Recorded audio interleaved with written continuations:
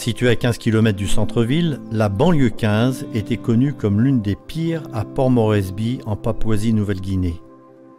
Mais si vous y regardez de près, vous constaterez un changement, une progression et un espoir.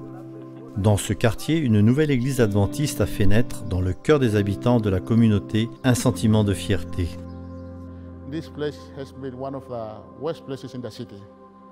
Cet endroit était l'un des plus malfamés de la ville. Personne n'aimait venir ici. Quand quelqu'un entendait le nom de banlieue 15, la peur l'envahissait. Mais un jour, en tant que responsables, nous avons ressenti le besoin de nous rassembler et de prier. En ces temps-là, nos femmes et nos enfants ne pouvaient pas sortir librement. Parfois, ils ont même été inquiétés et quelqu'un a été tué dans le parc de l'église. Mais les choses ont changé. Dieu nous a énormément bénis. Maintenant, nos femmes et nos enfants peuvent aller librement aux réunions le soir.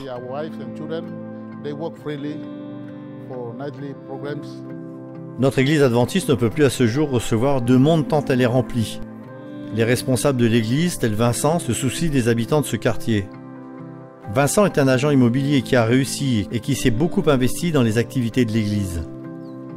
Alors que la nouvelle église adventiste du 7e jour de la banlieue 15 est en construction, les dirigeants vont rendre visite aux habitants pour apprendre à les connaître.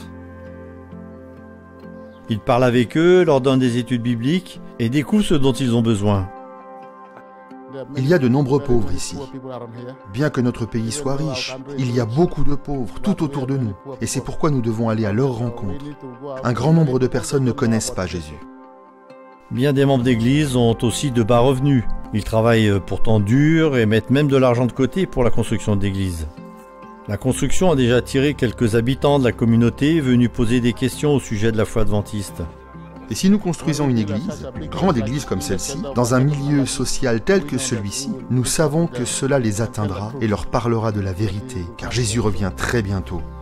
Cette nouvelle église pourra contenir plus d'1 millier de personnes. Une des personnes, c'est Jack. Et il n'y a pas longtemps, le frère de Jack était très malade. Il étudiait la Bible avec les adventistes et il avait décidé de demander le baptême.